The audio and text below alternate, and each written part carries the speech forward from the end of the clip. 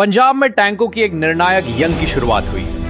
दूसरे विश्व युद्ध के बाद यह सबसे बड़ी लड़ाइयों में से एक होने वाली थी। सन 1965 की एक सुबह पंजाब की मिट्टी और हवा से जलते हुए डीजल की बदबू और धुआं निकल रहा था। 8 सितंबर 1965 की रात को 250 से भी ज्यादा पाकिस्तानी टैंक और 10,000 सैनिक भारत में घुस आए। उन्होंने बॉर्डर पार कर खेमकरन सेक्टर की तरफ बढ़ना शुरू कर दिया। लेकिन इतिहास में कुछ ऐसे पल आते हैं जब एक देश की किस्मत हजारों सैनिकों पर नहीं बल्कि सिर्फ एक इंसान के फैसले पर टिकी होती है। अगर उस रात वो एक इंसान हां कह देता तो आज भारत का नक्शा कुछ और होता। अमृतसर, गुरदासपुर और शायद स्वर्ण मंदिर यानी गोल्डन टेंपल आज पाकिस्तान का हिस्सा होते।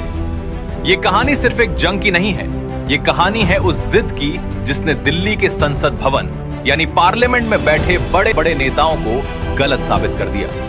ये कहानी है पंजाब के उन खेतों की जिन्होंने दुनिया के सबसे आधुनिक टैंकों को निगल लिया। ये कहानी है द बैटल ऑफ असल उत्तर की।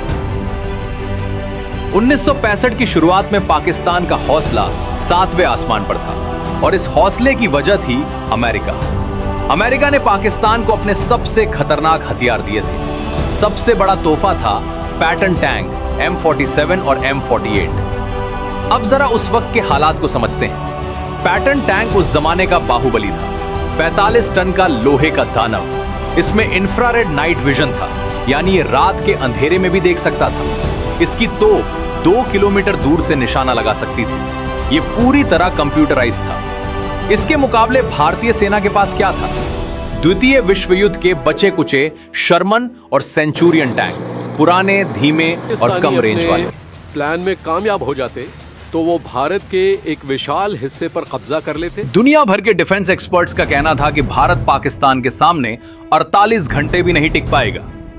पाकिस्तान का प्लान था ऑपरेशन ग्रैंड स्लैम। उनका मकसद था कि कश्मीर को भारत से काट दिया जाए। लेकिन जब कश्मीर में उन्हें मुंह की खानी पड़ी तो उन्होंने अपना प्लान बदल दिया।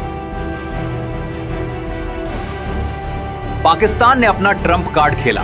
उन्होंने अपनी सबसे खूंखार प्रथम आर्मर्ड डिवीजन को पंजाब की तरफ मोड़ दिया। खेमकरन सेक्टर, यह रास्ता सीधा grand trunk road GT road से जुड़ता था। अगर पाकिस्तानी टैंक यहां से निकल जाते तो वो सीधा ब्यास नदी के पुल पर कब्जा कर लेते, और अगर ब्यास का पुल उनके हाथ लग जाता तो पूरा पंजाब भारत से अलग हो जाता। रास्ता साफ था। दिल्ली में आर्मी हेडक्वार्टर्स में सन्नाटा पसरा था।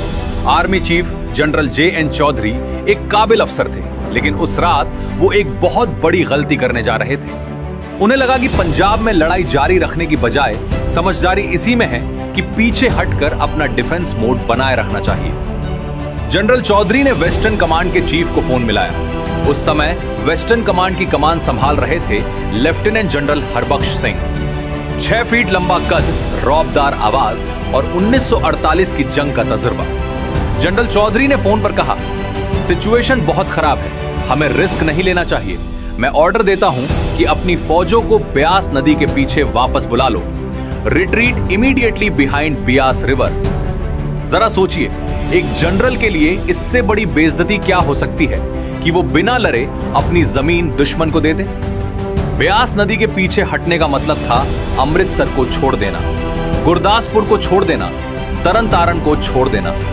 हरबख्श सिंह जानते थे कि अगर एक बार भारतीय सेना पीछे मुड़ी तो सैनिकों का मनोबल, मोराल टूट जाएगा, और वो सेना जो मानसिक रूप से हार जाए वो कभी जंग नहीं जीत सकती। लेकिन फोन के दूसरी तरफ एक साधारण अफसर नहीं था, वो थे जनरल हरबख्श सिंह।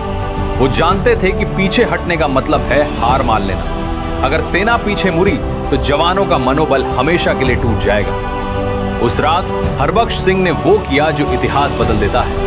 उन्होंने आर्मी चीफ का हुक्म मानने से साफ मना कर दिया। उन्होंने कहा, सर मैं जमीन पर खड़ा हूं, मेरे जवान लड़ना चाहते हैं। अगर हम पीछे हटे तो दुश्मन हमारे घर में घुस जाएगा। मैं अपनी पोजीशन नहीं छोड़ूंगा, मैं यही लड़ूंगा। उन्होंने अपना करियर, अपनी वर्दी, सब कुछ दांव पर लगा दिया।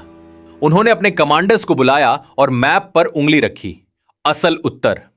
उन्होंने कसम खाई कि यही वो जगह होगी जहां पाकिस्तान के सपनों की कब्र खुदेगी। अब चुनौती थी अजय पैटर्न टैंकों को रोकना। हरबख्श सिंह और ब्रिगेडियर थियोगराज ने एक मास्टर प्लान बनाया। उन्होंने देखा कि असल उत्तर के गन्ने के खेत बहुत ऊंचे हैं। उन्होंने अपने टैंकों को अंग्रेजी के यू आकार में खेतों के अंदर छुपा दिया। इसके साथ ही उन्होंने अपना सबसे बड़ा दांव खेला, पानी। भारतीय फौज ने रातों रात नहरें काट दी और खेतों में पानी छोड़ दिया। ऊपर से सब हरा भरा दिख रहा था, लेकिन नीचे जमीन दलदल बन चुकी थी। ये एक किल जोन था। 10 सितंबर की सुबह पाकिस्तान के 300 टैंक धूल उड़ाते हुए आगे बढ़े। उन्हें लगा कि भारतीय सेना भाग चुकी है। वो पूरी रफ्तार में जाल के अंदर घुस गए। जैसे ही पाकिस्तानी टैंक खेतों के बीच पहुंचे, उनकी रफ्तार धीमी होने लगी। उनके 45 टन के भारी पैटर्न टैंक गीली मिट्टी में धंसने लगे। ड्राइवर एक्सीलेटर दबा रहे थे, इंजन चीख रहे थे, लेकिन टैंक आगे बढ़ने के बजाय जमीन में गड़ते जा रहे थे। वो फंस चुके थे। और तभी गन्ने के खेतों से भारतीय टैंकों ने अपनी तोपें खोली। पाकिस्तानी टैंक कमांडर्स को कुछ दिखाई नहीं दे रहा था। वो गन्ने की आड़ में छिपे भारतीय टैंकों को देख नहीं पा रहे थे। रेडियो पर उनकी चीखें सुनी जा सकती थी। हमने उन रेडियो सिग्नल्स को इंटरसेप्ट किया था। पाकिस्तानी कमांडर चिल्ला रहे थे, ब्लडी हेल, ये गोलियां कहां से आ रही हैं? हमें कुछ दिखाई नहीं दे रहा। हमारे टैंक जल रहे हैं, पीछे हटो। लेकिन पीछे हटने का रास्ता बंद था। ये एक कत्लेआम था। और इस अफरा तफरी के बीच एक भारतीय शेर अपनी खुली जीप में शिकार पर निकला था।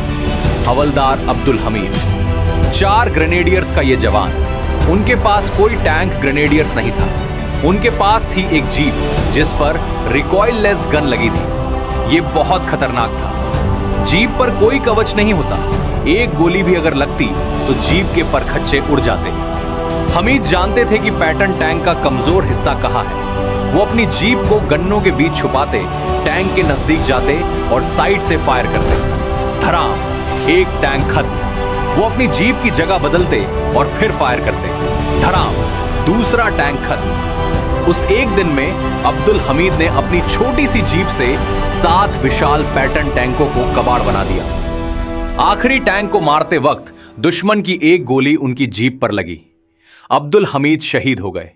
उन्हें मरणोपरांत परमवीर चक्र से सम्मानित किया गया। शाम होते होते पाकिस्तान की पहली आर्मर्ड डिवीजन का नामो निशान मिट चुका था। पाकिस्तानी जनरल नासिर अहमद खान युद्ध के मैदान में मारे गए। उस एक लड़ाई में पाकिस्तान ने अपने करीब 200 टैंक खो दिए। कई टैंक तो बिल्कुल नई हालत में थे, जिन्हें उनके डरपोक ड्राइवर छोड़कर भाग गए थे। युद्ध के बाद भारतीय सेना ने इन पकड़े गए टैंकों को भिक्खीविंड गांव के पास प्रदर्शित किया। इस जगह का नाम रखा गया पैटर्न नगर। यह जगह अमेरिका के अहंकार और पाकिस्तान की गलतफहमी का कब्रिस्तान बन गई। दुनिया हैरान थी। द्वितीय विश्व युद्ध के पुराने टैंकों ने दुनिया के सबसे आधुनिक टैंकों को हरा दिया था। आज हम 1965 की जीत पर गर्व करते हैं, लेकिन सोचिए अगर उस रात जनरल हरबख्श सिंह ने वो फोन कॉल मान लिया होता, अगर वो पीछे हट गए होते, तो आज भारत का नक्शा कुछ और होता। असल उत्तर की लड़ाई हमें सिखाती है कि जंग हथियारों से नहीं, जिगर से लड़ी जाती है। टैंक लोहे का हो सकता है, लेकिन उसके अंदर बैठा इंसान अगर कमजोर है तो वो हार जाएगा। और अगर जीप में बैठा इंसान फौलाद का है तो वो जीत जाएगा। उन वीरों को नमन जिन्होंने पंजाब की मिट्टी को अपने खून से बचाया।